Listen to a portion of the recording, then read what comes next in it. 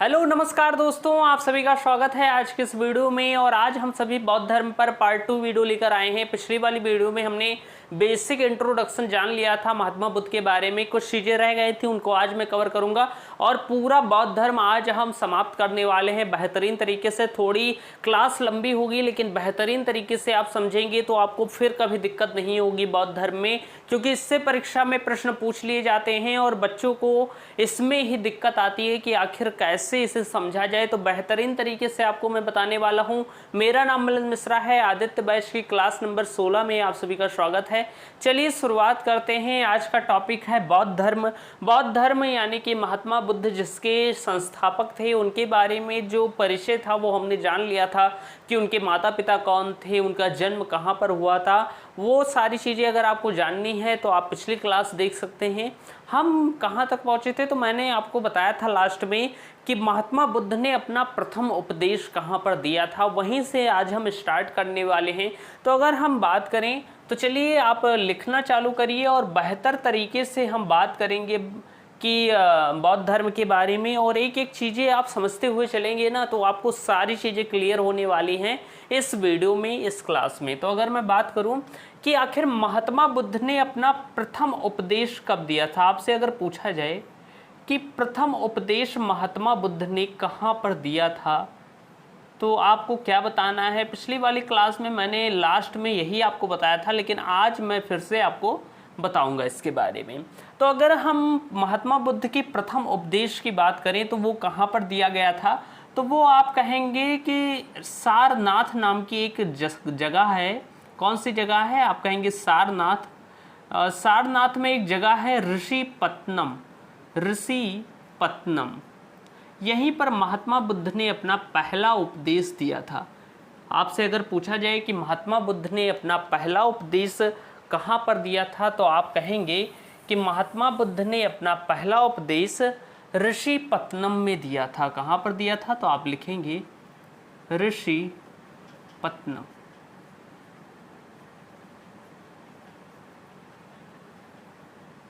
ये सारनाथ कहाँ पर उपस्थित है अगर मैं आपसे पूछूं तो आप कहेंगे उत्तर प्रदेश यूपी में स्थित है। महात्मा बुद्ध को जब ज्ञान की प्राप्ति हुई तो उन्होंने अपना पहला उपदेश कहाँ पर दिया था, तो आपको ध्यान रखना है कि ऋषिपत्तनम सारनाथ में दिया था। ये सारनाथ कहाँ पर स्थित है तो आप कहेंगे उत्तर प्रदेश में भैया। अच्छा, अगर मैं बात करूं कि किसको किसको महात्मा बुद्ध ने अपना पहला उपदेश दिया था, तो महात्मा बुद्ध जब ज्ञान प्राप्ति के लिए जा रहे थे तो उनके 5 शिष्य भी थे उनके साथ में, जो बाद में उनका साथ छोड़कर चले गए थे। तो अगर हम बात करें तो महात्मा बुद्ध ने उन्हीं शिष्यों को सबसे पहले क्या दिया था, उपदेश दिया था। वो 5 शिष्य थे जिन्हें महात्मा बुद्ध ने अपना प्रथम उपदेश दिया था। तो आप लिखेंगे कि महात्मा बुद्ध के 5 शिष्य थे। महात्मा बुद्ध के 5 शिष्य थे, मैंने लिख लिया है महात्मा बुद्ध के 5 शिष्य थे। उनके क्या क्या नाम थे आपको जानना चाहिए, जिन्हें उन्होंने अपना पहला उपदेश दिया था। कहाँ पर, तो सारनाथ ऋषिपत्तनम में दिया था। आप कहेंगे पहले जो शिष्य थे उनका नाम था कौंडिन्य। कौंडिन्य नाम था उनका। दूसरे शिष्य की बात करें तो वप्पा नाम था उनका। तीसरे शिष्य की बात करें तो बोधिया नाम था। और चौथा शिष्य जो था उसका नाम था कौंडिन्य वप्पा भौदिया मघनामा। मघनामा। और 5वें शिष्य का नाम था अस्सा। क्या नाम था, अस्सा। तो महात्मा बुद्ध ने अपना पहला उपदेश सारनाथ ऋषिपत्तनम में दिया था, जो कि उत्तर प्रदेश में स्थित है। आपने अशोक के सारनाथ स्तंभ के बारे में सुना होगा, वहीं पर ये स्थित है सारनाथ, उत्तर प्रदेश में। वो स्तंभ भी यहीं पर स्थित है। तो यहीं पर महात्मा बुद्ध ने अपना पहला उपदेश दिया था। किनको दिया था, तो कौंडिन्य वप्पा भौदिया मघनामा अस्सा। अच्छा भैया, अगर परीक्षा में पूछा जाए कि महात्मा बुद्ध ने अपना पहला उपदेश किस भाषा में दिया था तो आप नोट कर लेंगे जो इनका पहला उपदेश था वो पाली भाषा में दिया गया था। किस भाषा में, तो आप कहेंगे पाली भाषा में दिया गया था। तो इसे आप ध्यान रखिएगा, जो प्रथम उपदेश था वो महात्मा बुद्ध ने पाली भाषा में दिया था। इसे आप ध्यान रखेंगे। इतनी चीज़ें आपको क्लियर हो गई होंगी। इसके बाद अगर मैं बात करूं, कुछ और चीज़ें हैं, चलिए उसके बारे में अगर हम बात करते हैं तो हमने जन्म के बारे में सारी चीज़ें जान ही ली है।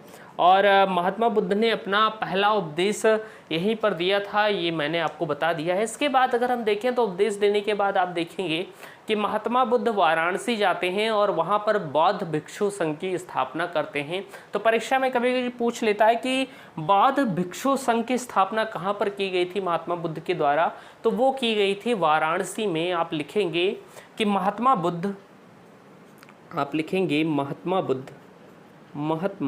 बुद्ध ने किसकी स्थापना की, तो आप कहेंगे बौद्ध भिक्षु संघ, बौद्ध भिक्षु संघ की स्थापना की।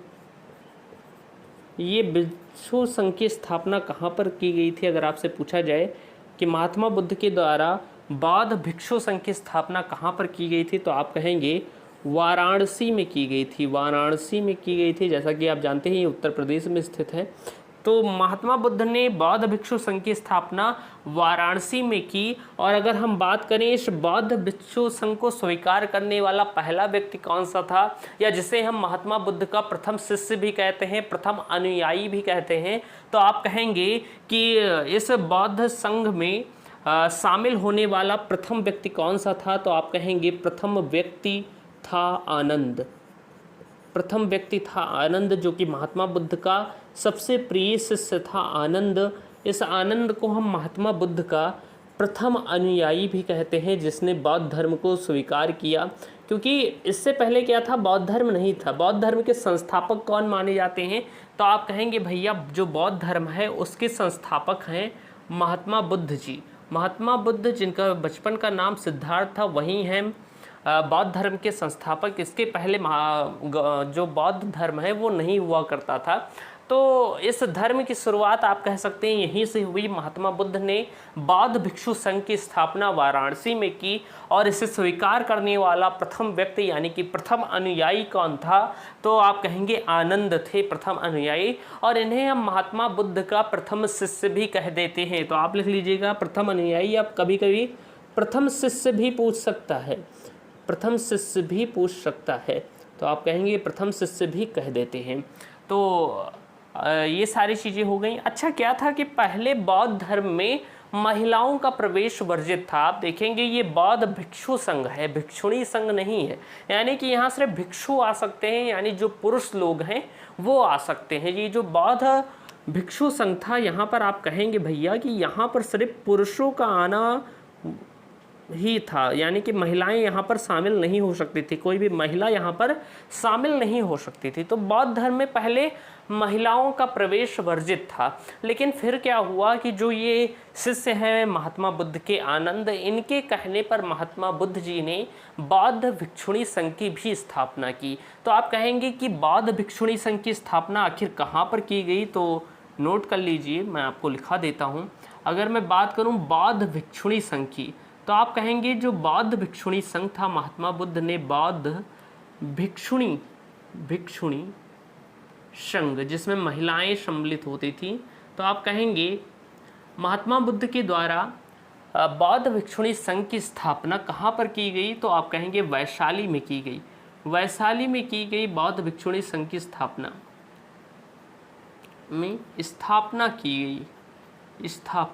की गई। आप कहेंगे भैया ये बौद्ध भिक्षुणी संघ की स्थापना किसके कहने पर महात्मा बुद्ध ने की थी, तो आप कहेंगे आनंद के कहने पर। जो इनके शिष्य थे आनंद के कहने पर स्थापना की गई। यानी कि आनंद ने महात्मा बुद्ध से कहा कि बौद्ध धर्म में महिलाओं का भी प्रवेश करना चाहिए। तब आनंद के कहने पर महात्मा बुद्ध पहले राजी नहीं हुए, लेकिन बाद में आप कहेंगे कि बौद्ध भिक्षुणी संघ की स्थापना वैशाली में की, और आनंद के कहने पर ये स्थापना की गई थी। महात्मा बुद्ध ने इसकी स्थापना की थी, और फिर बौद्ध धर्म में महिलाएं भी शामिल होने लगी। आप ये भी लिख सकते हैं कि बौद्ध धर्म में पहले महिलाओं का प्रवेश वर्जित था। आप लिखेंगे कि बौद्ध धर्म में पहले महिलाओं का प्रवेश वर्जित था। महिलाओं का प्रवेश वर्जित था। लेकिन जब आनंद ने महात्मा बुद्ध जी से कहा तो फिर महात्मा बुद्ध जी ने वैशाली में बौद्ध भिक्षुणी संघ की स्थापना की, ठीक उसी तरीके से जैसे कि वाराणसी में बौद्ध भिक्षु संघ की स्थापना की थी। अच्छा, परीक्षा में पूछ लेता है कि बौद्ध भिक्षुणी संघ को सबसे पहले किसने अपनाया, या सबसे पहले शामिल होने वाली युवती कौन सी थी या महिला कौन सी थी। तो आप कहेंगे जो ये बौद्ध भिक्षुणी संघ था, इसमें सबसे पहले आप लिखेंगे कि बौद्ध भिक्षुणी संघ में, बौद्ध भिक्षुणी संघ में सर्वप्रथम प्रजापति गौतमी शामिल हुई। प्रजापति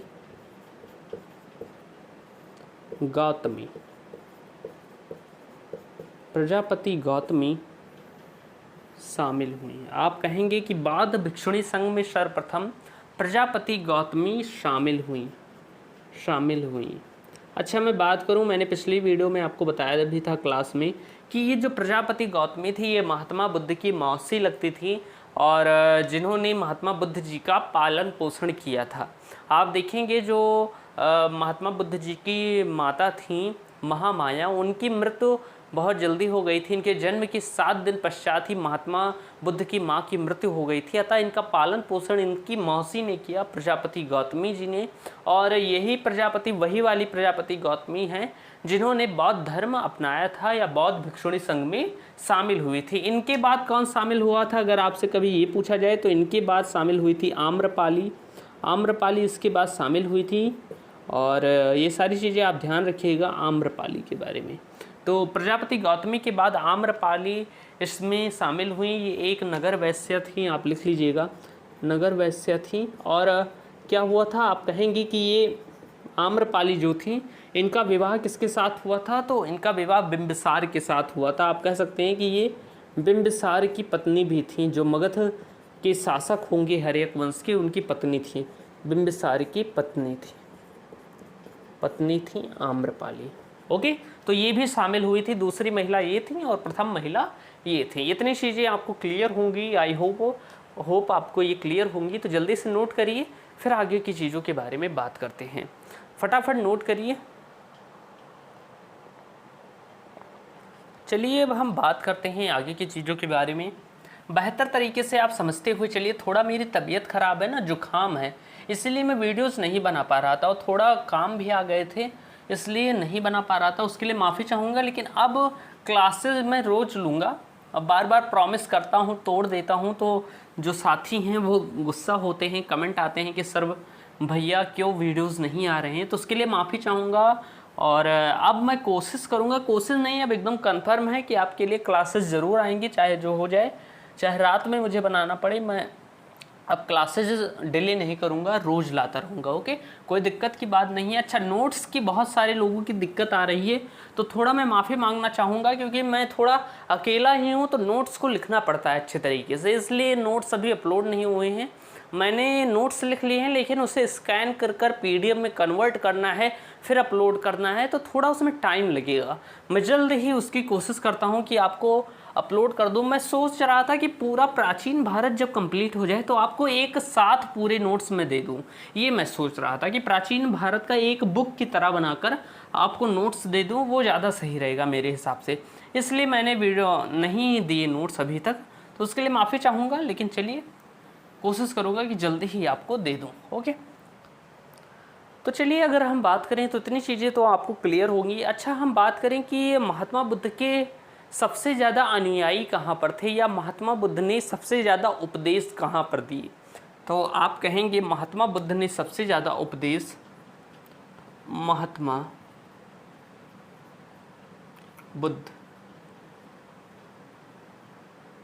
ने सर्वाधिक उपदेश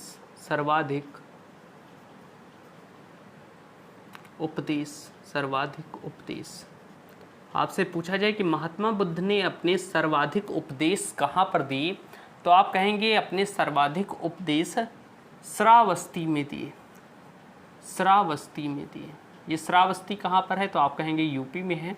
मैं गोंडा जिले का रहने वाला हूँ, मेरे बगल का ही ज़िला है श्रावस्ती। तो मैं गया नहीं हूँ अभी तक, कई बार सोचा कि जाऊँ वहाँ पर, लेकिन अभी तक मैं जा नहीं पाया हूँ, लेकिन जल्द ही मैं जाने वाला हूँ श्रावस्ती। तो जो महात्मा बुद्ध ने सर्वाधिक उपदेश दिए थे वो कहाँ पर दिए थे? तो वो श्रावस्ती में दिए थे, श्रावस्ती में। और इसी कारण क्या था कि श्रावस्ती में महात्मा बुद्ध के सबसे ज़्यादा अनुयायी थे। तो आप कहेंगे बौद्ध धर्म के सबसे ज़्यादा अनुयायी कहाँ पर थे महात्मा बुद्ध के समय? तो आप कहेंगे बौद्ध धर्म के सबसे ज़्यादा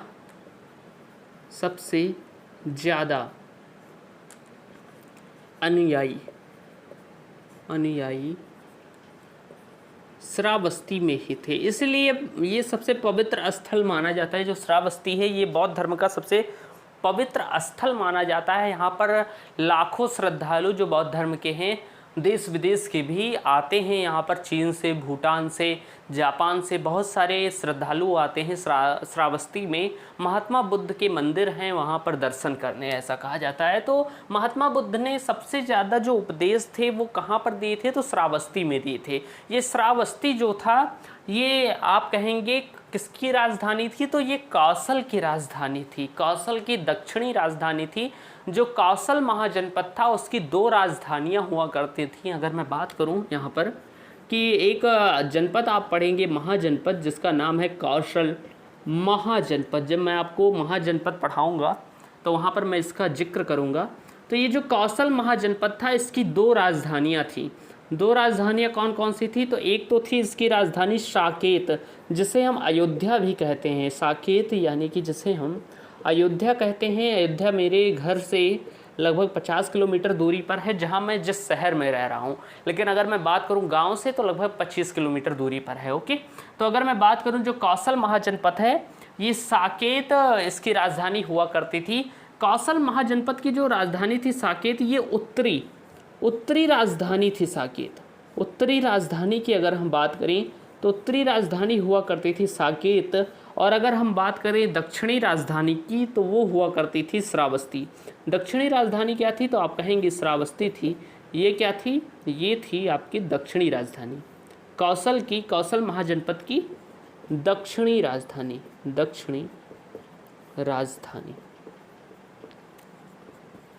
तो ये मैंने आपको बता दिया है कि आपको ध्यान रहे कि जो ये श्रावस्ती ये कौशल महाजनपद की दक्षिणी राजधानी हुआ करती थी, जहाँ पर महात्मा बुद्ध ने अपने सबसे ज़्यादा उपदेश दिए थे। तो इतनी चीज़ें आपको क्लियर होंगी। फटाफट फिर आगे की चीज़ों के बारे में बात करते हैं। 2 मिनट रुकिए, ये पूरा काला दिख रहा है, मैं इसे थोड़ा साफ़ कर दूँ तब फिर बात करते हैं। ओके, चलिए बात करते हैं। बहुत ज़्यादा काला हो गया था इस पर, तो थोड़ा अच्छा नहीं लग रहा था, तो मैंने कहा लो अच्छे से पानी लगाकर साफ़ कर दूं। तो चलिए अगर हम बात करें, महात्मा बुद्ध ने सर्वाधिक उपदेश श्रावस्ती में दिया था और बौद्ध धर्म के सबसे ज़्यादा अनुयायी यहाँ पर ही थे। इसलिए कहा जाता है कि महात्मा बुद्ध ने सबसे ज़्यादा वर्षावास श्रावस्ती में ही बिताए थे। भैया ये वर्षावास क्या होता है बताता हूँ, घबराइए मत। अगर मैं बात करूँ, अगर आपसे परीक्षा में पूछा जाए कि महात्मा बुद्ध ने सर्वाधिक वर्षावास, महात्मा बुद्ध ने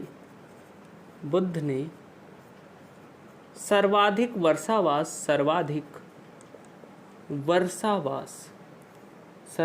वर्षावास कहाँ पर बिताया? तो आप कहेंगे कि महात्मा बुद्ध ने सर्वाधिक वर्षावास श्रावस्ती में बिताया।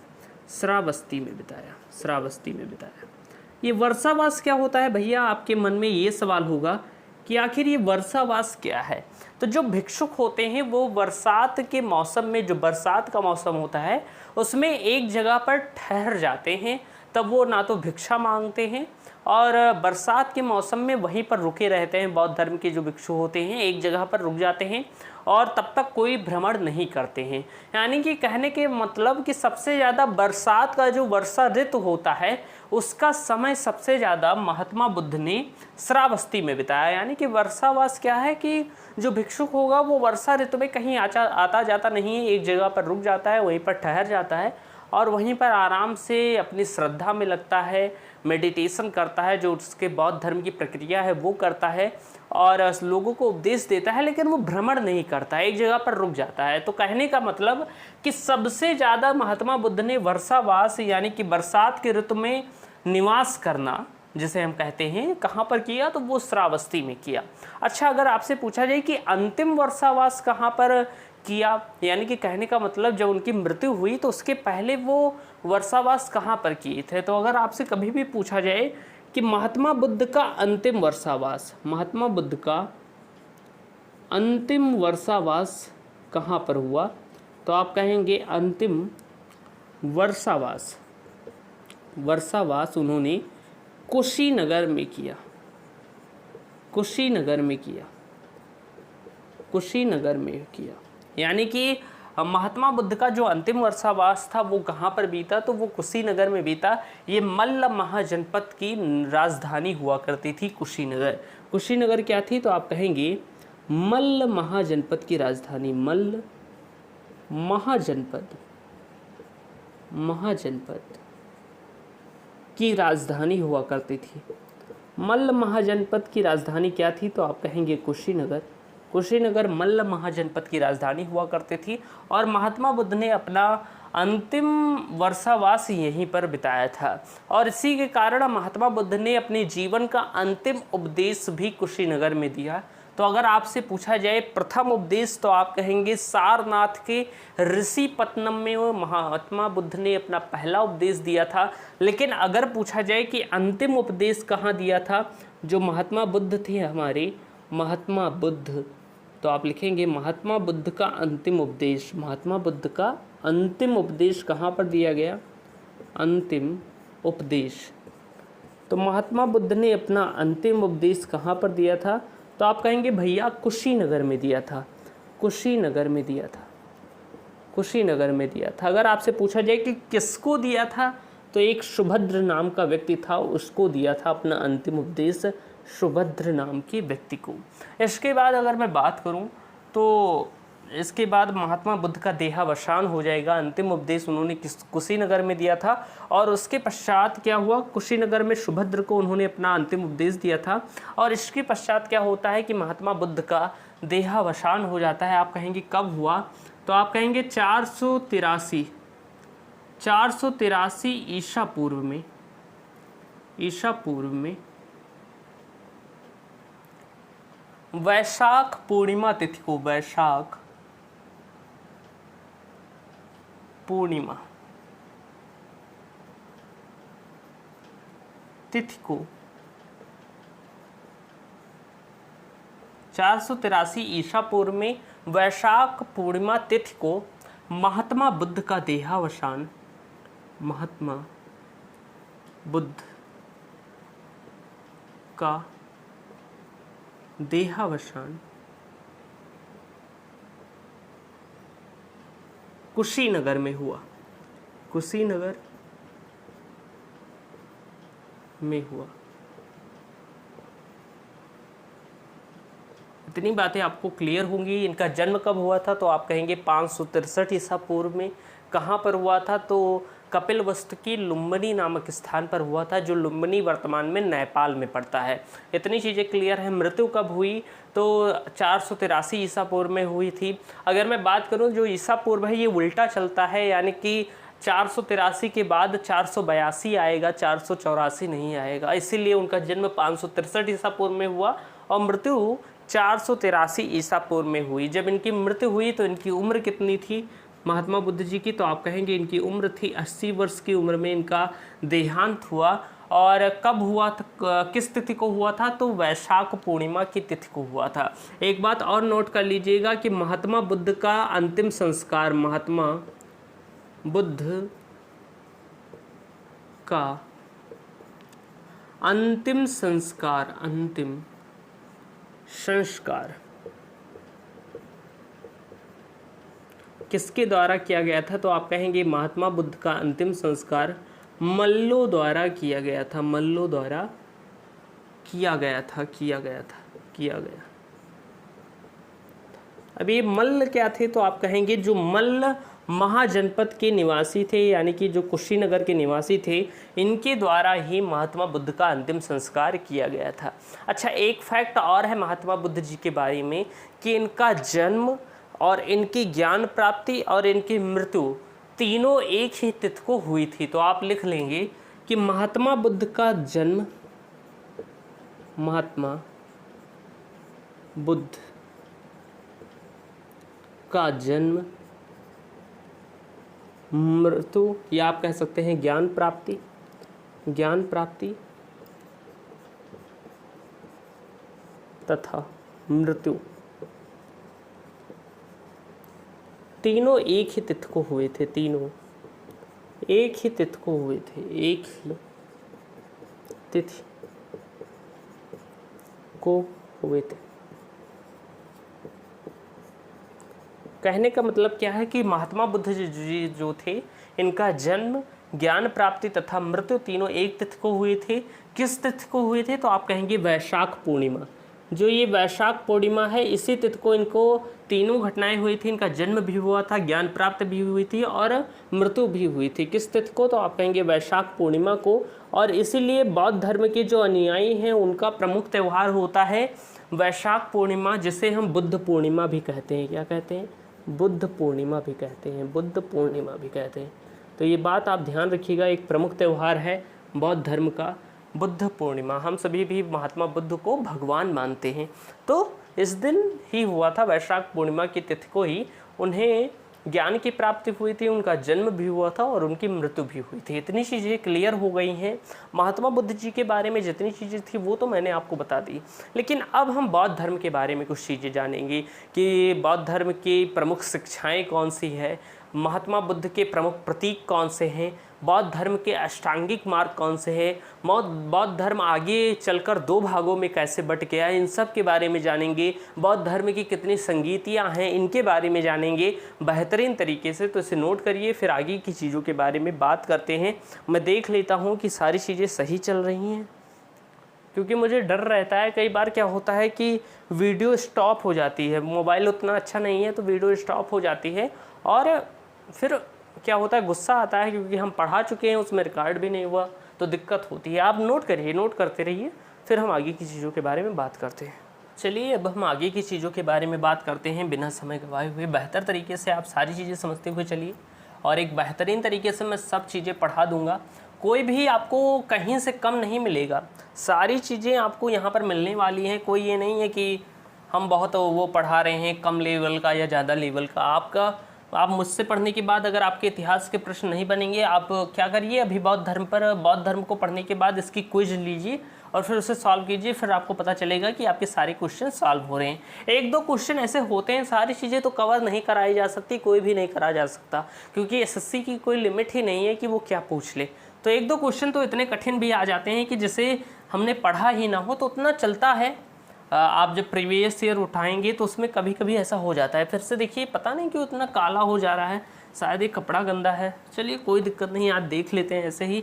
आप थोड़ा मैनेज कीजिएगा, थोड़ा ये गंदा हो गया है तो देख लेते हैं। ओके चलिए बनाते हैं, अब कितना मैं साफ़ करूँगा। चलिए अगर हम बात करते हैं आगे की चीज़ों के बारे में, तो महात्मा बुद्ध जी जो थे, इनको एशिया का प्रकाश पुंज भी कहा गया है, लाइट ऑफ एशिया कहा गया है। महात्मा बुद्ध जी को क्या कहा गया है, तो लाइट ऑफ एशिया कहा गया है। आप कहेंगे महात्मा बुद्ध को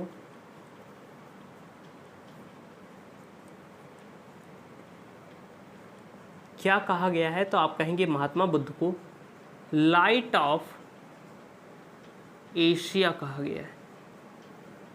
एशिया कहा गया है, यानी कि एशिया महाद्वीप का प्रकाश या एशिया महाद्वीप का प्रकाश पुंज किसे कहा गया है, तो आप कहेंगे महात्मा बुद्ध जी को। तो महात्मा बुद्ध जी को एशिया का प्रकाश पुंज कहा गया है। इतनी चीज़ें आपको क्लियर होगी। अच्छा, महात्मा बुद्ध जी ने 4 शिक्षाएं दी थी, उनसे प्रश्न बनते हैं, तो आप जाने रहिए कि महात्मा बुद्ध जी ने 4 शिक्षाएं दी थी। तो आप लिखेंगे, या आप कह सकते हैं कि बौद्ध धर्म की 4 शिक्षाएं कौन सी हैं, उनके बारे में हम बात करने वाले हैं। तो चलिए नोट करिए कि बौद्ध धर्म की 4 शिक्षाएं कौन सी हैं, या महात्मा बुद्ध की 4 शिक्षाएं। बौद्ध धर्म की 4 शिक्षाएं। आप जानते ही हैं कि ये शिक्षाएं कौन दिया होगा, तो ये दिए हैं महात्मा बुद्ध जी ने ही। बौद्ध धर्म की 4 शिक्षाएं हैं। इसे किसने दिया है, तो आप कहेंगे ये शिक्षाएं दी है महात्मा बुद्ध जी ने। महात्मा बुद्ध जी ने दी है ये शिक्षाएं। तो चलिए एक एक कर कर बात करते हैं। पहली शिक्षा महात्मा बुद्ध जी ने दी कि दुख है, दुख है। महात्मा बुद्ध जी ने अपनी पहली शिक्षा दी कि संसार में क्या है, दुख व्याप्त है, दुख तो है। और फिर उन्होंने कहा, जो दूसरी शिक्षा है, उन्होंने कहा कि दुख का कारण भी है, दुख का कारण भी है। कहने का मतलब कि महात्मा बुद्ध जी ने कहा कि संसार में दुख है, दुख का कारण भी है और दुख का निराकरण भी है। तीसरी शिक्षा आप लिखेंगे कि संसार में दुख तो है ही, दुख का कारण भी है। अगर दुख है तो कोई चीज़ होगा कि काहे कारण है। जैसे कि अगर मैं बात करूं, किसी की जॉब नहीं लग रही है इसलिए वो दुखी है, और उसके दुखी होने का कारण क्या है कि उसकी जॉब नहीं लग रही है। तो इस संसार में दुख है और दुख का कारण भी है। इसके बाद अगर मैं बात करूं तो दुख का निराकरण भी है। तो आप कहेंगे कि दुख को ख़त्म भी किया जा सकता है, समाप्त भी किया जा सकता है। तो तीसरी शिक्षा उन्होंने दी कि दुख का निराकरण भी है, दुख का निराकरण भी है। अब सभी ने कहा कि भैया या महाराज, दुख है, दुख का कारण है, दुख का निराकरण है, लेकिन आखिर दुख का निराकरण होगा कैसे। तब महात्मा बुद्ध जी ने चौथी शिक्षा में बताया है कि दुख का निराकरण कैसे होगा। तो आप कहेंगे कि दुख का कारण, चौथी शिक्षा कहती है कि दुख का कारण या दुख का निराकरण, दुख का निराकरण अष्टांगिक मार्ग द्वारा किया जा सकता है। अष्टांगिक मार्ग द्वारा किया जा सकता है, किया जा सकता है। यानी कि इस संसार में दुख है, दुख का कारण है, दुख का निराकरण भी है। और दुख का निराकरण कैसे किया जा सकता है, तो महात्मा बुद्ध जी ने कहा कि दुख का निराकरण अष्टांगिक मार्ग द्वारा किया जा सकता है। तो ये 4 शिक्षाएं दी। अब हम बात करेंगे कि आखिर अष्टांगिक मार्ग क्या है। तो आप लिखेंगे बौद्ध धर्म के अष्टांगिक मार्ग जो महात्मा बुद्ध जी के द्वारा दिए गए। तो आप कहेंगे बौद्ध धर्म के अष्टांगिक मार्ग कौन कौन से, हम इसके बारे में बात करेंगे। बौद्ध धर्म के अष्टांगिक मार्ग। देखिए ये सारी चीज़ें जो मैं बता रहा हूँ ये सारी बहुत ही इंपॉर्टेंट है। ऐसा नहीं है कि मैं बहुत ज़्यादा डीप में पढ़ा रहा हूँ, बहुत ही हल्का हल्का मैं पढ़ा रहा हूँ, लेकिन तब भी ये जो टॉपिक है बहुत बड़ा टॉपिक है, इसलिए आपको समझना होगा। ओके, तो समझिए बात को, क्योंकि इनसे प्रश्न बन जाते हैं तो हमें समझना चाहिए। जब तक आप इतिहास को समझेंगे नहीं, आपको समझ में नहीं आएगा। इतिहास को सभी रट लेते हैं, देख लेते हैं, कहते हैं याद नहीं होता। भैया कहानी के माध्यम से समझो। मैं आपको पढ़ाने की कोशिश कर रहा हूँ, आपको अच्छे से बता रहा हूँ। आप जिस तरह मैं बता रहा हूँ अगर आप उस तरह पढ़ेंगे तो इतिहास पढ़ने में मज़ा आएगा और फिर आप इतिहास ही पढ़ेंगे। ऐसा मैं ही करता हूँ, इतिहास ही पढ़ता रहता हूँ, इतना ज़्यादा मज़ा आने लगता है इतिहास पढ़ने में। तो ऐसा भी नहीं करना है कि सिर्फ इतिहास ही पढ़ो, मैथ रीजनिंग और सारी चीज़ें छोड़ दो। लेकिन इतिहास को अगर अच्छे से पढ़ोगे, इंटरेस्ट लेकर पढ़ोगे तो सबसे बेहतरीन सब्जेक्ट यह है। तो अगर हम बात करें इसमें हमारे भारतीय संस्कृति के बारे में जानने को मिलता है। हमारा भारत कैसे था, कैसे हमारा भारत इतना शक्तिशाली हुआ, या कहने का मतलब हमारे भारत का इतिहास क्या है, इन सब के बारे में आपको इतिहास के माध्यम से ही पता चलता है। कौन कौन से महापुरुष थे उनके बारे में पता चलता है। हमारे भारत की जो इतिहास है, प्रमुख घटनाएं हैं, उनके बारे में हमें इतिहास पढ़कर ही पता चलता है। तो अगर हम बात करें तो बौद्ध धर्म में अष्टांगिक मार्ग दिया गया। तो बौद्ध धर्म के अष्टांगिक मार्ग महात्मा बुद्ध के द्वारा दिए गए। और वो कौन कौन से अष्टांगिक मार्ग हैं, तो ये 8 मार्ग दिए गए जिसके द्वारा दुख का निराकरण किया जा सकता है। अगर हम पहले मार्ग की बात करें तो ये कहा गया सम्यक दृष्टि। सम्यक दृष्टि, सम्यक कहने का मतलब सही दृष्टि रखो, यानी कि गलत दृष्टि से, गलत नज़र से किसी को मत देखो, सही दृष्टि रखो। तो सम्यक में होता है सही, यानी कि अच्छी नज़र रखो, सम्यक दृष्टि।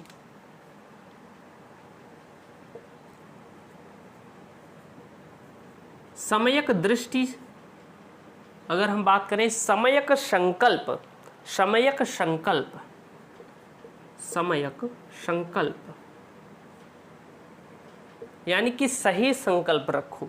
फिर अगर हम बात करें प्रण, जिसे हम कहते हैं समयक दृष्टि, समयक संकल्प, समयक संकल्प, समयक वाणी, समयक कर्म,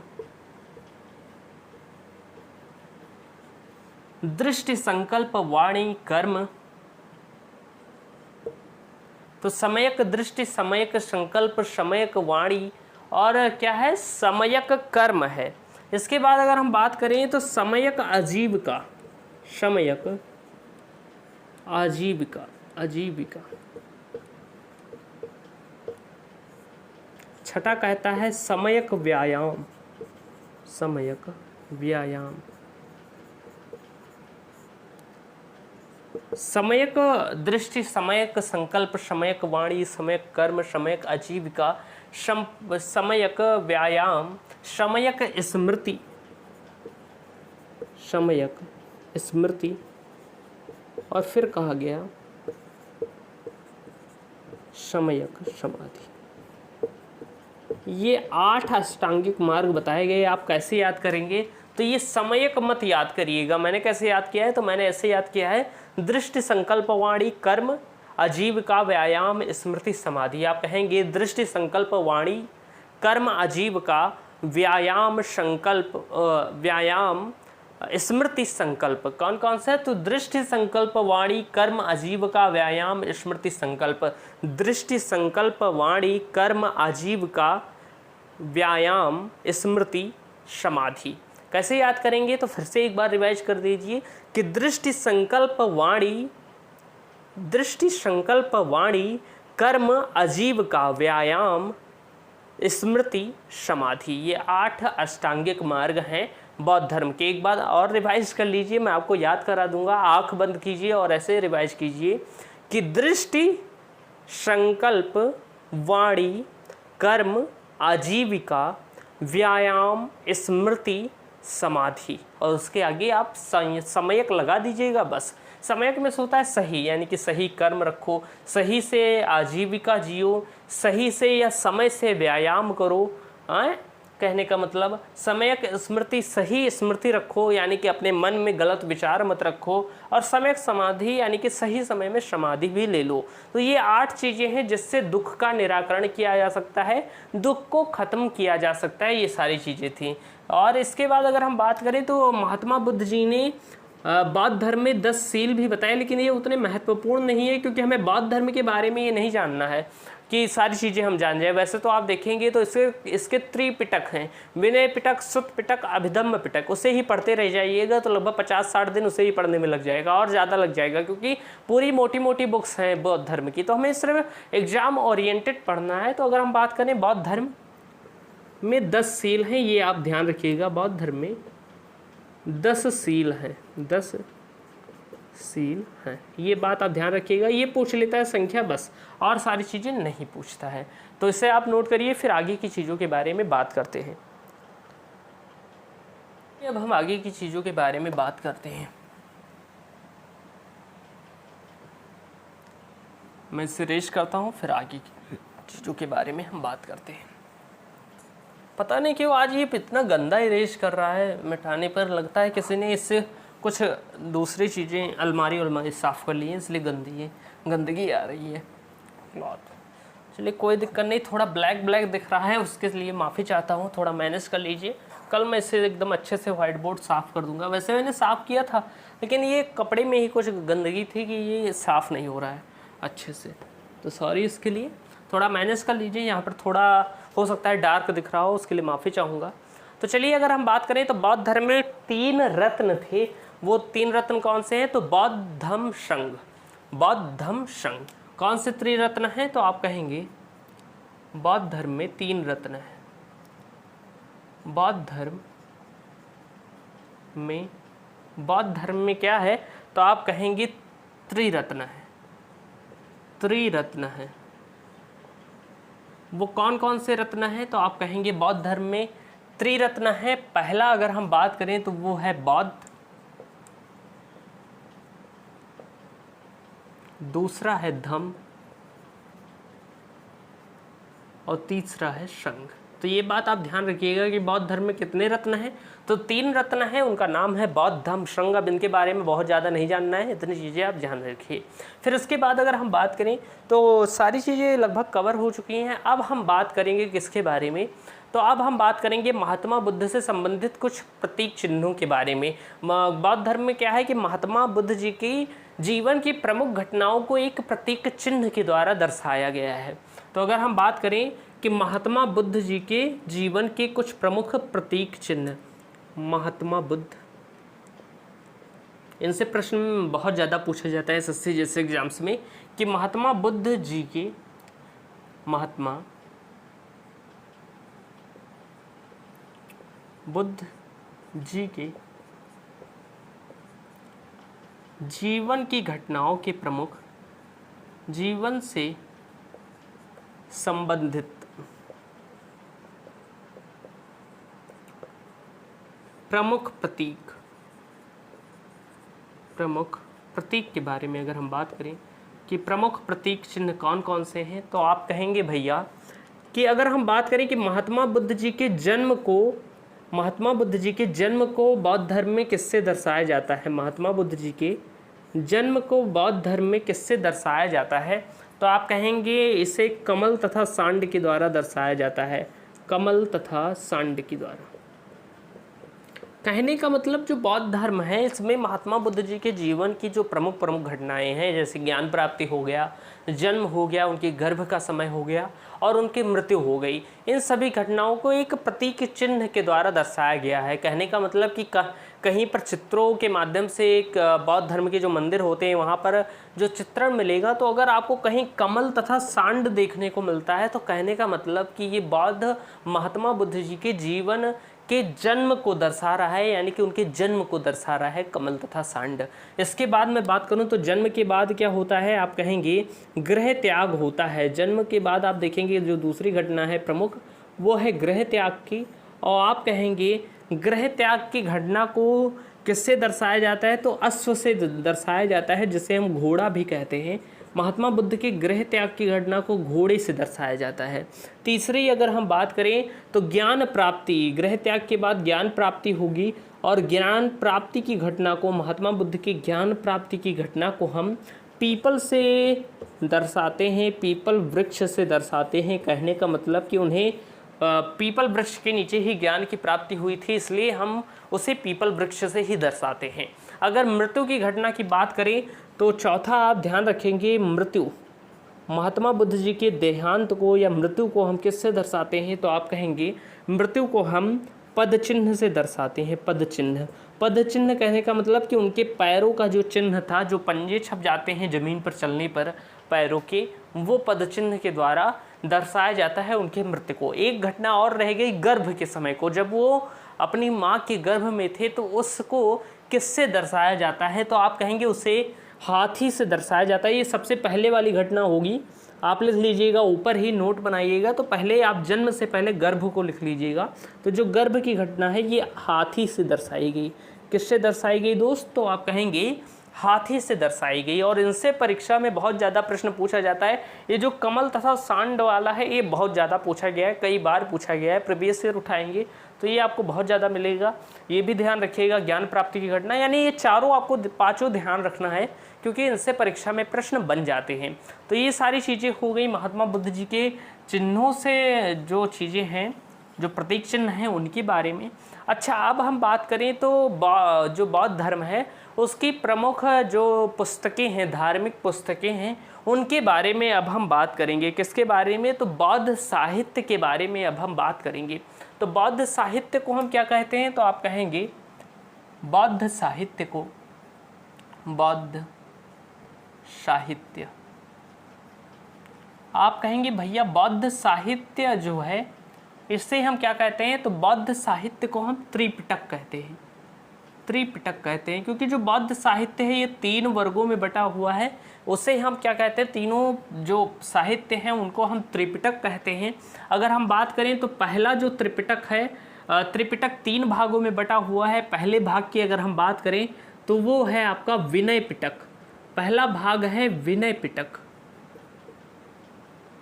दूसरे भाग की अगर हम बात करें तो वो है सुत पिटक, सुत पिटक। तीसरे भाग की अगर हम बात करें तो वो है अभिधम्म पिटक, अभिधम्म पिटक, अभिधम्म पिटक। तो अगर आपसे कभी भी पूछा जाए कि त्रिपिटक को कितने भागों में बांटा गया है, ये क्या है, ये बौद्ध साहित्य है, परीक्षा में पूछ लेता है कि बौद्ध साहित्य को कहते हैं, तो आप कहेंगे त्रिपिटक कहते हैं। त्रिपिटक को 3 भागों में बांटा गया है। पहला भाग विनय पिटक, दूसरा भाग सुत पिटक और तीसरा भाग अभिधम्म पिटक है। अगर मैं विनय पिटक की बात करूं और विनय पिटक के संकलनकर्ता कौन है, संकलन करता यानी कि किन्होंने इसे संकलित किया है, तो आप कहेंगे इसके संकलन करता है उपाली शिष्य, उपाली, उपाली जो महात्मा बुद्ध जी के शिष्य थे, तो इन्हें हम कहेंगे उपाली शिष्य। इसके बाद मैं बात करूं कि सुत पिटक के संकलन करता कौन है, मैं ऐसे ही कॉमा लगा देता हूं, संकलन करता आप नोट्स में लिख लीजिएगा। और इसके संकलन करता है आनंद शिष्य, इसके संकलन करता कौन है, तो आनंद शिष्य है। इतनी बात आप ध्यान रखिएगा, परीक्षा में इनसे प्रश्न बनता है कि सुत पिटक के संकलनकर्ता कौन है, तो आनंद शिष्य है। विनय पिटक के संकलनकर्ता कौन है, तो उपाली शिष्य है। अगर मैं बात करूं अभिधम्म पिटक के संकलनकर्ता कौन है, तो आप कहेंगे मोगली पुत्र हैं, मोगली पुत्र हैं। अभिधम्म पिटक के संकलनकर्ता कौन है, तो आप कहेंगे मोगली पुत्र हैं अभिधम्म पिटक के संकलनकर्ता। इनमें जो तीनों पिटक हैं, इनमें सबसे महत्वपूर्ण पिटक सुत पिटक को माना गया है और इनके भागों से ही परीक्षा में प्रश्न पूछे जाते हैं। इनके भागों को हमें पढ़ना होगा, थोड़ा सा मतलब जानना होगा कि इसके कितने भाग हैं। तो आप लिखेंगे जो ये सुत पिटक है, दूसरा वाला सुत पिटक, तो आप कहेंगे भैया सुत पिटक को 5 भाग में बांटा गया है, 5 भागों में बांटा गया है, 5 भागों में बांटा गया है, में बांटा गया है। जो सुत पिटक है इसे 5 भागों में बांटा गया है। आप कहेंगे भैया कि किन किन भागों में बांटा गया है, तो आप पहला लिखेंगे फिर दूसरा लिखेंगे। अगर मैं बात करूं पहले की, तो देखिए इसे क्रम से आपको ध्यान रखना होगा। सुत पिटक को 5 भागों में बांटा गया है। पहला है खुंदक निकाय। पहला क्या है, अगर हम बात करें तो पहला है आपका खुंदक निकाय। क्या लिखेंगे, तो आप कहेंगे पहला जो आपका है वो है खुंदक निकाय। सुत पिटक को 5 भागों में बांटा गया है। पहला आपका खुंदक निकाय है, दूसरा आपका अंगुत्तर निकाय है। अंगुत्तर निकाय महत्वपूर्ण है, अभी मैं आपको बताता हूँ क्यों महत्वपूर्ण है। तो अंगुत्तर निकाय है, फिर आप कहेंगे खुंदक निकाय, अंगुत्तर निकाय। तीसरा आप कहेंगे खुंदक निकाय, अंगुत्तर निकाय, मंझिम निकाय अगर हम बात करें, या आप कह सकते हैं दीर्घ निकाय। दीर्घ निकाय, क्योंकि क्रम से हमें जानना होगा, नाम आपको याद रखिए लेकिन क्रम रहेगा तो ज़्यादा सही रहेगा। तो खुंदक निकाय, अंगुत्तर निकाय, दीर्घ निकाय। चौथा है मंझिम निकाय, मंझिम निकाय। और फिर आप कहेंगे संयुक्त निकाय, संयुक्त निकाय, निकाय। तो ये चीज़ें आप ध्यान रखिएगा। जो सुत पिटक है इसे 5 भागों में बांटा गया है। खुंदक निकाय, अंगुत्तर निकाय, दीर्घ निकाय, मंझिम निकाय, संयुक्त निकाय। जो अंगुत्तर निकाय है इनसे 16 महाजनपदों की जानकारी मिलती है, इसलिए मैंने कहा था कि ये महत्वपूर्ण है। यहीं से हमें 16 महाजनपदों की जानकारी मिलती है। जब मैं आपको महाजनपद बताऊंगा तो वहाँ पर मैं इसकी चर्चा करूँगा, आपसे पूछूँगा भी कि 16 महाजनपद की जो उल्लेख है वो किस बौद्ध साहित्य में मिलता है, तो आप कहेंगे अंगुत्तर निकाय में मिलता है, जो कि सुत पिटक का भाग है। तो 16 महाजनपद का उल्लेख इसी में मिलता है, उल्लेख मिलता है, मिलता है किसमें, तो अंगुत्तर निकाय में। इतनी चीज़ें आपके क्लियर होंगी। मैं इसे इरेज कर कुछ चीज़ें और लिखा देता हूँ इधर सुत पिटक के बारे में। आई होप आपको ये चीज़ें समझ में आई होंगी। मैं इसे इरेज कर देता हूँ और फिर हम थोड़ा इसके बारे में और लिख लें जो चीज़ें हैं। तो मैं इसे इरेज करता हूँ फटाफट, फिर बात करते हैं आगे की चीज़ों की। ये थोड़ा ज़्यादा ही ब्लैक हो रहा है, चलिए कोई बात नहीं, थोड़ा मैनेज कर लीजिए। तो अगर मैं बात करूं जो सुत पिटक है ये सबसे महत्वपूर्ण भाग है बौद्ध साहित्य का, और सुत पिटक को एनसाइक्लोपीडिया ऑफ बौद्ध धर्म कहा जाता है। परीक्षा में पूछा जाता है कि किस पिटक को या किस बौद्ध साहित्य को एनसाइक्लोपीडिया ऑफ बौद्ध धर्म कहा जाता है? तो वो है शुद्ध पिटक। तो आप नोट कर लिख लीजिएगा, बात एक नोट करके लिख लीजिएगा, महत्वपूर्ण है, परीक्षा में कई बार पूछा जा चुका है। तो आप कहेंगे भैया कि शुद्ध पिटक को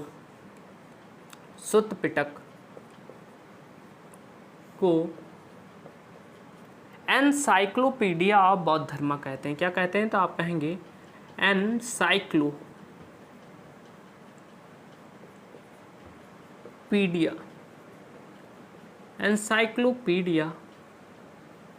ऑफ बौद्ध धर्म कहते हैं। यानी कि जो शुद्ध पिटक है इसे एनसाइक्लोपीडिया ऑफ बौद्ध धर्म कहते हैं। एनसाइक्लोपीडिया का अर्थ क्या होता है? ये अंग्रेजी का शब्द है, मैंने हिंदी में ही लिख दिया है, कोई दिक्कत नहीं है। तो आप एनसाइक्लोपीडिया ऑफ बौद्ध धर्म कहते हैं शुद्ध पिटक को। एनसाइक्लोपीडिया में सोता है ज्ञान का भंडार, यानी कि बौद्ध धर्म के ज्ञान का भंडार किसे हम कहते हैं? तो आप कहेंगे शुद्ध पिटक को कहते हैं। यानी कि बौद्ध धर्म से संबंधित लगभग सभी बातों का जिक्र किस में मिल जाता है? तो शुद्ध पिटक में मिलता है।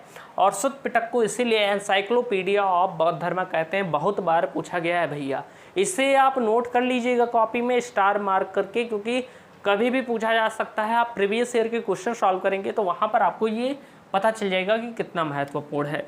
अच्छा, एक बात और ध्यान रखिएगा कि शुद्ध पिटक में गाय को कुछ कहा गया है जिनसे परीक्षा में प्रश्न बन सकता है। तो आप कहेंगे शुद्ध पिटक में गाय को क्या कहा गया है? तो आप कहेंगे गाय को 3 नामों से पुकारा गया है। पहला तो गाय को क्या कहा गया है? तो आप कहेंगे अंधा कहा गया है। दूसरा क्या कहा गया है? तो वंदा कहा गया है। और तीसरा क्या कहा गया है? तो सुखदा कहा गया है, सुखदा। यानी कि शुद्ध पिटक में गाय को क्या कहा गया है कभी भी पूछा जाए तो आप कहेंगे कि अंधा, वंदा, सुखदा, ये 3 नामों से गायों की चर्चा की गई है। और परीक्षा में ऐसे प्रश्न बनता है कि इनमें से किस ग्रंथ में गाय को अंधा कहा गया है? तो आप कहेंगे शुद्ध पिटक में कहा गया है। अंधा में से अन्न को देने वाली, वंदा वन को देने वाली, सुखदा सुख को देने वाली गाय को कहा गया है। गाय हमारा पवित्र पशु भी है। वैदिक काल में आप देखेंगे सबसे महत्वपूर्ण पशु मानी जाती थी। तो नोट करिए, देख लेता हूँ सारी चीज़ें सही है। 53 मिनट हो चुका है। 1 घंटे की आज मैं टच करने वाला हूँ वीडियो। उम्मीद है टच कर लूँगा, क्योंकि अभी थोड़ा बचा हुआ है। तो आप थोड़ा 1-2 बार में देख लीजिएगा, कोई दिक्कत नहीं है। लेकिन आज मैं ठान के आया हूँ कि बौद्ध धर्म कंप्लीट करा दूंगा और कल से जैन धर्म हमें पढ़ना है। तो आज मैं इसे कंप्लीट कराकर रख दूंगा, बहुत ज़्यादा मैं खींचने वाला नहीं हूँ इसे। अब हम बात करते हैं आगे की चीज़ों के बारे में। इसे मैं इरेज करता हूँ, फिर आगे की चीज़ों के बारे में बात करता हूँ। फटाफट इरेज कर लीजिए। थोड़ा सा और बचा हुआ है, 10-15 मिनट की वीडियो। एकदम बेहतरीन तरीके से आपको मैं सारी चीज़ें कवर अप कराने वाला हूँ। अच्छे से समझिए और सारी चीज़ें आपको यहाँ पर समझ आने वाली। ये देखिए फिर गंदा हो गया, बड़ी कुल दिक्कत है यहाँ पर। क्या करें, मतलब इसमें भी स्ट्रगल है पूरा। क्या होता है कि घर में सपोर्ट तो सभी लोग बहुत ज़्यादा करते हैं, लेकिन क्या होता है कभी कभी ऐसी चीज़ें कि इससे कुर्सी उर्सी साफ़ कर दी तो मिट्टी होगी, इसीलिए मुझे लग रहा है ये सारी चीज़ें आ रही हैं। अब वीडियो मैंने बनानी शुरू कर दी, अब बीच बीच में मैं जाऊँ इसे इरेज करने की, इसे साफ़ कर दूं तो बड़ी दिक्कत होगी। तो थोड़ा मैनेज कर लीजिए आज। उम्मीद है आपको सारी चीज़ें यहाँ पर सही से नज़र आ रही होंगी। बड़ी वो है, दिक्कतें हैं। चलिए बात करते हैं आगे की चीज़ों के बारे में। डिजिटल बोर्ड तो है नहीं कि आराम से इरेज कर दिया एक बार में, इसे इरेज करना पड़ता है। चलिए अगर हम बात करें आगे की चीज़ों के बारे में, तो बौद्ध धर्म में कुछ प्रमुख संगीतियाँ हुई थीं। लगभग 4 संगीतियाँ हुई थी बौद्ध धर्म में, और उनके बारे में हम बात करेंगे, बौद्ध संगीतियों के बारे में।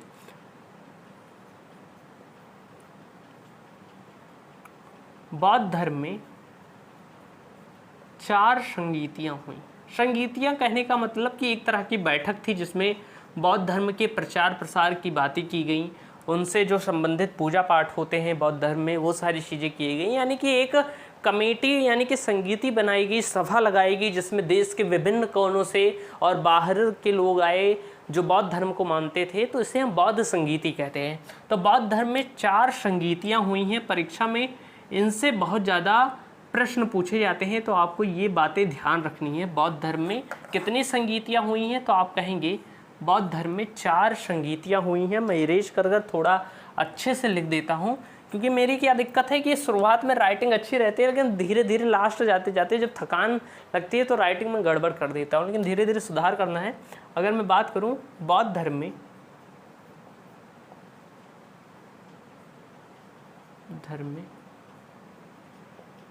चार संगीतियाँ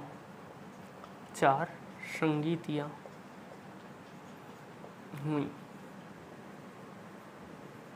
तो अगर हम बात करें कि ये कौन कौन सी संगीतियाँ थी, इसे आप हेडिंग बनाकर लिख लीजिएगा कि बौद्ध धर्म में 4 संगीतियाँ हुई। अगर हम बात करें तो आप पहले एक तरह लिख लीजिएगा समय, यानी कि किस समय हुई थी। फिर अगर हम बात करें तो किसके शासनकाल में हुई थी, किस समय हुई थी, किसके शासनकाल में हुई थी, शासनकाल में हुई थी यानी कि इस समय राजा कौन था, कहाँ पर हुई थी यानी कि स्थान क्या था, और अध्यक्ष कौन था उस संगीति का। इससे प्रश्न बनते हैं। तो चलिए अब मैं आपको बताता हूँ कि आखिर समय क्या था पहली बौद्ध संगीति का, दूसरी बौद्ध संगीति का, तीसरी बौद्ध संगीति का। चलिए हम बात करते हैं। तो बेहतरीन तरीके से समझिएगा, परीक्षा में इनसे प्रश्न बन जाते हैं। तो चलिए अगर हम बात करें प्रथम बौद्ध संगीति की, प्रथम जो फर्स्ट वाली बौद्ध संगीति थी ये कब हुई, तो आप कहेंगे जो फर्स्ट बौद्ध संगीति थी ये हुई थी 483 बीसी, 483 बीसी में हुई थी पहली संगीति। और अगर हम बात करें इस संगीति की तो ये कब हुई थी, तो आप कहेंगे ये अजात शत्रु के शासनकाल में हुई थी, अजात शत्रु के शासनकाल में हुई थी, अजात शत्रु के शासनकाल में हुई थी। कहाँ पर हुई थी, तो आप कहेंगे भैया ये राजगृह में हुई थी, राजगृह में हुई थी। ये जो वो थी ये राजगृह में हुई थी। यानी कि बौद्ध धर्म में 4 संगीतियाँ हुई। जो पहली संगीति थी वो 483 बीसी में अजातशत्रु में हुई थी, अजातशत्रु के शासनकाल में हुई थी। कहाँ पर हुई थी भैया, तो वो राजगृह में हुई थी। और इस समय अध्यक्ष कौन था, तो आप कहेंगे इस समय अध्यक्ष थे महाकश्यप, महाकश्यप अध्यक्ष थे इस संगीति के। इसके बाद अगर हम बात करें कि सेकंड बौद्ध संगीति कहाँ पर हुई, तो वो हुई थी 383 बीसी में, या जैसे हम 383 ईसा पूर्व कहते हैं। किसके शासनकाल में हुई थी, तो ये हुई थी कालाशोक के शासनकाल में। कालाशोक कौन था, तो ये शिशुनाग वंश का शासक था। अजातशत्रु आप सभी जानते होंगे हर्यक वंश का शासक है। आगे ये सारी चीज़ें आने वाली हैं, जब महाजनपद काल में आपको पढ़ाऊंगा तो बेहतर तरीके से सारी चीज़ें आपको समझ में आएंगी। तो आगे इन सब की चर्चा है। तो ये कालाशोक के शासनकाल में हुई दूसरी बौद्ध संगीति, जब इनको पढ़ाऊंगा तब भी मैं आपको बात करूंगा इसकी। और ये कहाँ पर हुई थी, तो आप कहेंगे ये वैशाली में हुई थी। कहाँ पर हुई थी, तो वैशाली में हुई थी। किसके शासनकाल में, कौन अध्यक्ष था, तो आप कहेंगे इनके समय में अध्यक्ष था इस बौद्ध संगीति का, तो शाबक मीर थे इसके अध्यक्ष, शाबक मीर। परीक्षा में प्रश्न कैसे बनते हैं कि प्रथम बौद्ध संगीति के अध्यक्ष कौन थे पूछ लेगा, तो शाबक मीर बताना है। पूछ लेगा कि प्रथम नहीं द्वितीय बौद्ध संगीति के अध्यक्ष कौन है, तो शाबक मीर है। अगर आपसे पूछ ले कि द्वितीय बौद्ध संगीति कहाँ हुई थी, तो वैशाली में हुई थी। द्वितीय बौद्ध संगीति किसके शासनकाल में हुई थी, तो आप कहेंगे कालाशोक के शासनकाल में हुई थी। ऐसे ही प्रश्न बन सकता है कि प्रथम बौद्ध संगीति कब हुई थी, 483 बीसी में हुई थी। कब तो कम ही पूछता है, लेकिन पूछ लेगा कि प्रथम बौद्ध संगीति किसके शासनकाल में हुई, तो आप कहेंगे अजातशत्रु के शासनकाल में हुई। कहाँ पर हुई, राजगृह में हुई। या पूछ लेगा कि प्रथम बौद्ध संगीति के अध्यक्ष कौन थे, तो वो महाकश्यप थे। ओके, अगर हम बात करें इसके बाद हुई तीसरी बौद्ध संगीति, इससे भी प्रश्न बहुत ज़्यादा बनते हैं। ये कब हुई, तो आप कहेंगे ये 255 बीसी में हुई। भैया किसके शासनकाल में हुई, तो आप सही जानते होंगे सम्राट अशोक के शासनकाल में, सम्राट अशोक के शासनकाल में हुई तृतीय बौद्ध संगीति। भैया कहाँ पर हुई थी, किस स्थान पर हुई थी, तो आप कहेंगे पाटलिपुत्र में हुई थी, पाटलिपुत्र में हुई थी तृतीय बौद्ध संगीति। आप कहेंगे भैया इसके अध्यक्ष कौन थे, तो मैं कहूँगा मोगलीपुत्र इसके अध्यक्ष थे, मोगलीपुत्र इसके अध्यक्ष थे। तो ये बात ध्यान रखिएगा कि जो तृतीय बौद्ध संगीति है सम्राट अशोक के शासनकाल में 255 बीसी में हुई थी, और पाटलिपुत्र क्या थे, स्थान था, और अध्यक्ष कौन थे, मोगलीपुत्र थे। चतुर्थ बौद्ध संगीति की मैं बात करूं तो आप लिखेंगे जो फोर्थ वाली बौद्ध संगीति है मैं लिख रहा हूं वो कब हुई थी, तो आप कहेंगे वो फर्स्ट एडी में हुई थी, यानी कि पहली ईस्वी में हुई थी। और क्योंकि यहाँ तक ईसा पूर्व चल रहा है, लेकिन ये ईस्वी में होगा, एनो डोमिनी जिसे कहते हैं। यहाँ बिफोर क्राइस्ट है, यहाँ एनो डोमिनी हो जाएगा, यहाँ ईसा पूर्व है, यहाँ ईस्वी हो जाएगा, जो आज का समय है। जैसे आज 2024 ईस्वी चल रहा है, लेकिन ये क्या था, ईसा पूर्व था, यानी कि ईसा के जन्म के बाद आप जानते हैं कि फर्स्ट एडी में ही ईसा मसीह का जन्म भी हुआ था। तो उसी समय फर्स्ट एडी में क्या था कि ये समिति हुई थी जो कि संगीति थी, चतुर्थ संगीति थी बौद्ध धर्म की। और किसके शासनकाल में हुई थी, तो आप कहेंगे भैया ये कनिष्क के शासनकाल में हुई थी। कहाँ पर हुई थी, एक राजा है कनिष्क, आगे हम पढ़ेंगे इनके बारे में। कहाँ पर हुई थी, तो आप कहेंगे ये कुंडल वन में हुई थी, कुंडल वन में हुई थी। इसके अध्यक्ष कौन थे, तो इसके अध्यक्ष थे वसुमित्र।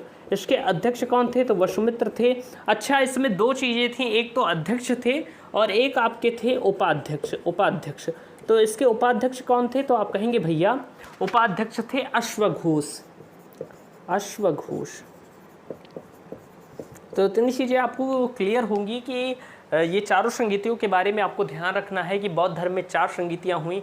पहली 483 बीसी में अजातशत्रु के शासनकाल में हुई, स्थान राजगृह था, महाकश्यप अध्यक्ष थे। दूसरे 383 बीसी में कालाशोक के शासनकाल में हुई, वैशाली में हुई, शावक मिर्ग अध्यक्ष थे। तीसरी बौद्ध संगीति 255 ईसा पूर्व में हुई। शासक कौन थे, सम्राट अशोक थे। कहाँ पर हुई थी, पाटलिपुत्र में हुई थी। किसके नेतृत्व में हुई थी, कौन अध्यक्ष था, तो मोगली पुत्र थे। ये सारे महान नाम है बौद्ध धर्म के। ओके, ये बात ध्यान रखिएगा। चतुर्थ बौद्ध संगीति पहली ईस्वी में हुई, कनिष्क के शासनकाल में, कुंडल वन स्थान था और अध्यक्ष कौन था, वसुमित्र। उपाध्यक्ष थे अश्वघोष। ये चीज़ें आप ध्यान रखेंगे। और जो चतुर्थ बौद्ध संगीति थी, इसमें ही बौद्ध धर्म 2 भागों में बट गया, उसके बारे में भी हम बात करेंगे। तो बेहतरीन तरीके से समझते हुए चलिए, सारी चीज़ें मैं आपको आज कवर कराने वाला हूँ। तो फटाफट इसे इरेज करते हैं, फिर आगे की चीज़ों के बारे में बात करते हैं।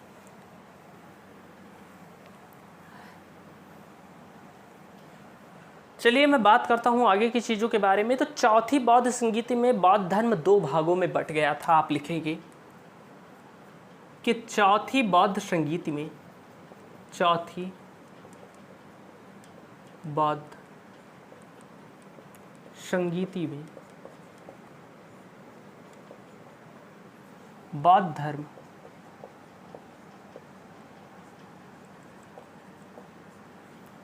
दो भागों में बट गया, 2 भागों में बट गया। अब ये कौन कौन से भाग थे, अगर हम बात करें कि चौथी बौद्ध संगीत में जो बौद्ध धर्म था ये 2 भागों में बट गया था। तो अगर हम बात करें बौद्ध धर्म की, फटाफट लिखिए बौद्ध धर्म। अच्छे से मैं आपको समझाते हुए चलूँगा, आप सही से समझते हुए चलिए। बौद्ध धर्म की बात करूँ तो 2 शाखाएँ इसकी हो गई, 2 भागों में ये बट गया। पहली शाखा जो थी वो थी महायान और दूसरी शाखा जो थी वो थी हीनयान। यानी बौद्ध धर्म 2 भागों में बट गया था। पहली शाखा का नाम था महायान, दूसरी शाखा का नाम था हीनयान। पहली शाखा जो थी इसके प्रमुख थे वसुमित्र, जो कि चतुर्थ बौद्ध संगीति के अध्यक्ष भी थे।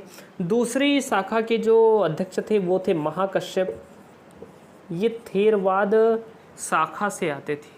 किस शाखा से आते थे, तो आप कहेंगे थेरवाद शाखा से आते थे। इसके बाद अगर हम बात करें महायान, तो इसकी चीज़ें क्या थी कि इन्होंने गौतम बुद्ध को क्या माना, तो इन्होंने गौतम बुद्ध को ईश्वर माना।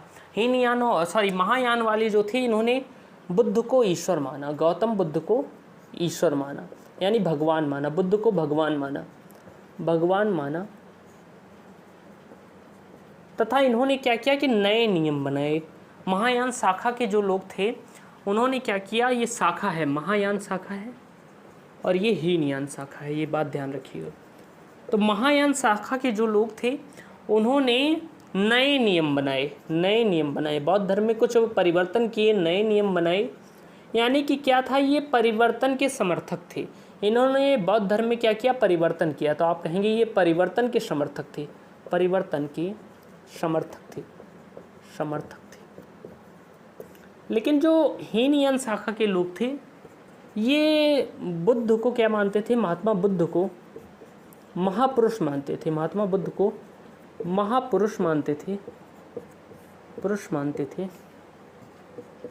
मानते थे। लेकिन इन्होंने परिवर्तन नहीं किया, ये परिवर्तन के विरोधी थे। ये बौद्ध धर्म में परिवर्तन के विरोधी थे। और ये क्या करते थे, तो आप कहेंगे ये अष्टांगिक मार्ग का पालन करते थे। अष्टांगिक क्या करते थे, तो आप कहेंगे अष्टांगिक मार्ग का पालन करते थे, अष्टांगिक मार्ग का पालन करते थे। उम्मीद है आपको इतनी चीज़ें समझ में आई होगी। मैंने बताया कि बौद्ध धर्म 2 शाखाओं में बट गया था। पहली शाखा हमने कही महायान शाखा और दूसरी थी हीनयान शाखा। महायान शाखा के जो प्रमुख थे वो वसुमित्र थे और हीनयान शाखा के जो प्रमुख थे वो महाकश्यप थे, थेरवाद शाखा से आते थे।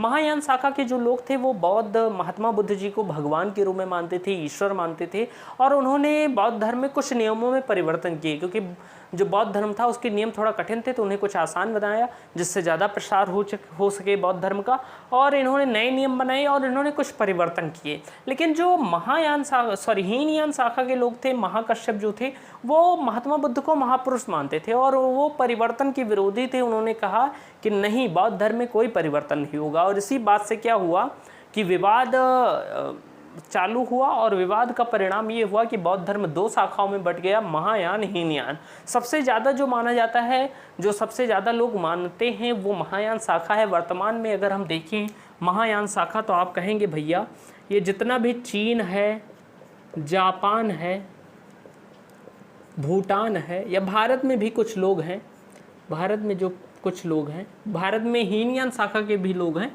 लेकिन जो चीन, जापान, भूटान, कोरिया जो है, यहाँ पर क्या है, महायान शाखा के लोग ही हैं। इन्होंने महायान शाखा को माना। किस शाखा को माना, तो आप कहेंगे महायान शाखा को माना।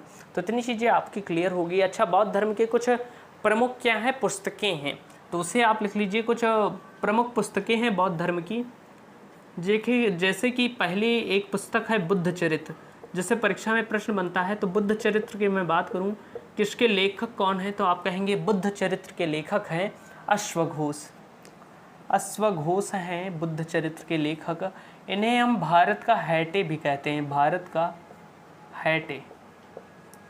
एक महान व्यक्ति थे हैटे, तो इन्हें हम भारत का हैटे कहते हैं।